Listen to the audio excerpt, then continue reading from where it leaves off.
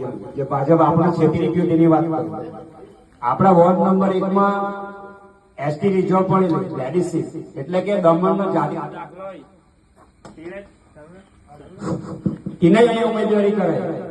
એટલે મને આ લોકોએ કીધું કે આપણા ગામમાંથી વોર્ડ નંબર 1 માં જતીની મમ્મીને એટલે કે લખુભાઈને વાઈફને અહીંથી આપણે ફોર્મ ભરાવાના છે, તું કોઈનો ઉમેદવારી કરાવતો નહીં. તો મેં કીધું બરાબર છે, ગામની છે, ચાલ એની ઉમેદવારી આપણે બિનહરીફ કરવાના છે. તો આ જ ભાજપ વાળા એને ભાઈ ડોક્યુમેન્ટ લઈ આવ્યા. પછી એ લોકો શું ચાલુ કરી ગયા, વોર્ડ નંબર 2 માંથી લીનાબેન પંકેશને લઈ આવ્યા, જે ગુજરાતની છે, જેમની પાસે જાતિનો દાખલો નથી, અને તેમને આ લોકોની વાઈફની પ્રપોઝલમાં સહી કરાવી ને પેલી બેનને સભ્યોએ બનાવી દીધી, અને એ બી છીતરી ગયા. એટલે આપણા ગામમાંથી કોઈને સભ્ય અહીંયાથી ફળિયામાંથી જે તક મળવા જોઈતી હતી એ પણ નહીં મળી. તો આવી રીતે જૂઠું બોલિયા કરવાના હોય, આવી રીતે છેતરિયા કરવાના, આપણે ક્યાંથી છેતરા. મેં પણ આદિવાસી સમાજમાંથી ફોર્મ નહીં ભરવાનો હતો. આપણે પહેલે જ કીધેલું કે કોંગ્રેસ હોય કે ભાજપ હોય, આપણો આદિવાસી સમાજ જ્યાંથી પણ ફોર્મ ભરશે ત્યાંથી આપણે આદિવાસી સામે આદિવાસી નહીં લડવાનું. ભાજપના આપણા જેટલા બી બિનહરીફ થયા છે એમાં આપણે પણ આપણે ઉમેશભાઈને કીધેલું કે જ્યાં બી આદિવાસી અમારા ભાઈ બહેન ઉભા રહ્યા છે ત્યાં તમારે ઉમેદવારી કરવાની નથી. તો એમણે મારી વાત પણ માની હતી, અને આપણે પરિયારીમાં ભાવિકભાઈને બિનહરીફ કર્યા, દમણવાડામાં બિનહરીફ કર્યા, ભટનાળામાં જિલ્લા પંચાયત બિનહરીફ કરી, કચીકમમાં બિનહરીફ કરી, વરપણમાં બિનહરીફ કરી, અને આપણે નગરપાલિકામાં પણ આદિવાસી બેનને આપણે બિનહરીફ કરી. કેમ કે આપણે લડવા આદિવાસી સામે લડવાના નથી. પણ આ ભારતીય જનતા પાર્ટીનો મનસુબો એવો છે કે આદિવાસીનું ગળું દબાવવાનું, એમને ધમકાવવાનું અને એને ફોર્મ નહીં ભરવા દેવાનું. મારા માટે પણ ઘણી બધી વાતો કરી, અને હજુ વાતો ચાલુ છે કે એને તો અમે આટલા પૈસા આપી દીધા, કેટલા પૈસા આપી દીધા, બેસી ગયો છે. 2004 યાદ કરો, ત્યારે રાજનીતિ યાદ કરો કે દયાભાઈ નું રાજ ચાલતું હતું, ત્યારે પણ સાંસદની મેં ફોર્મ ભર્યું હતું, ત્યારે પણ ઘણી બધી ગાડીઓ આવતી હતી, અને કહેતા હતા કે ચાલ આવી જા, જે તારી હોય તે લઈ લે. આજે મારા માટે લોકો એ પણ પ્રચાર કરી રહ્યા છે કે 2004 માં પણ પૈસા લીધા હતા, 2020 ના ઇલેક્શનમાં પણ પૈસા લીધા.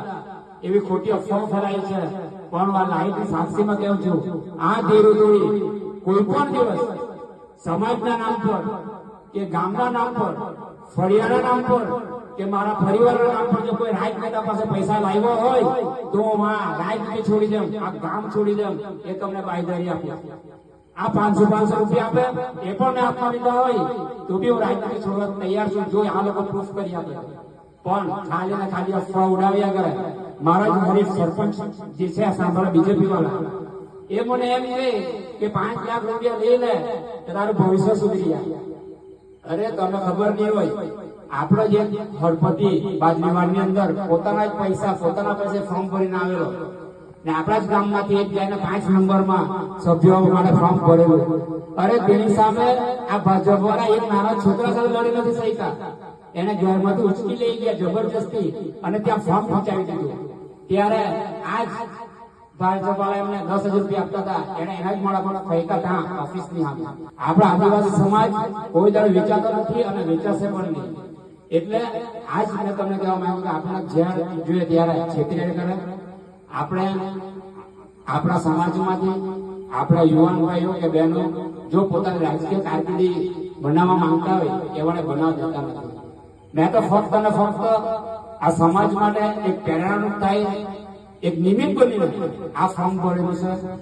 આ ફોર્મ ભરવાનું કારણ એ જ હતું કે રાજકીય પાર્ટીને ખબર પડે કે આદિવાસી સમાજ એક છે. આવનારા ઇલેક્શનમાં ગમે ત્યારે આપણા ગામથી કોઈ પણ વ્યક્તિને ટિકિટ આપે. આપણા ધનંજયભાઈને પૂછ્યો, મેં એમને કીધેલું કે તમને જો ભારતીય જનતા પાર્ટી ટિકિટ આપે તો હું ઉમેદવારી કરવાનો નથી.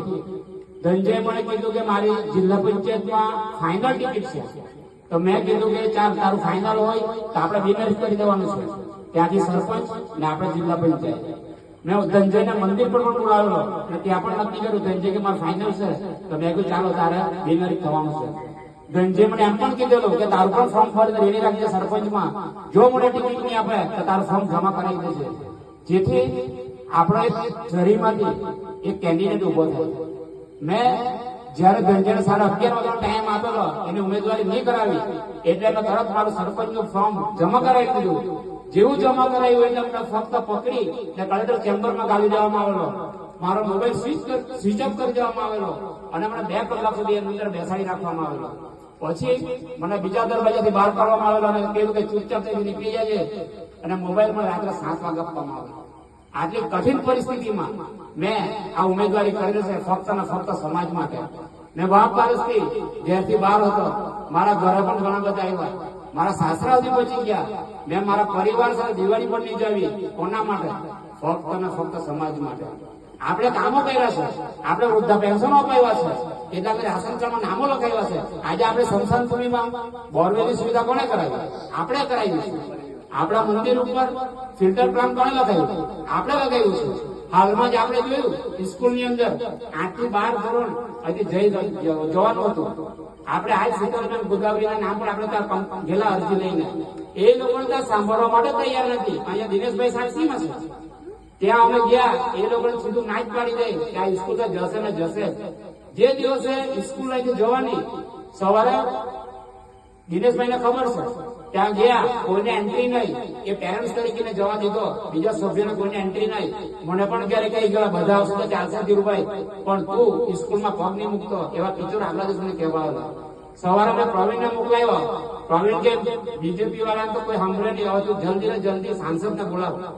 મેં ઉમેશભાઈને ફોન માર્યો. ઉમેશભાઈને મેં કીધું સ્કૂલ અહીંથી ચાલી, હવે જે કરવું તું જ છે.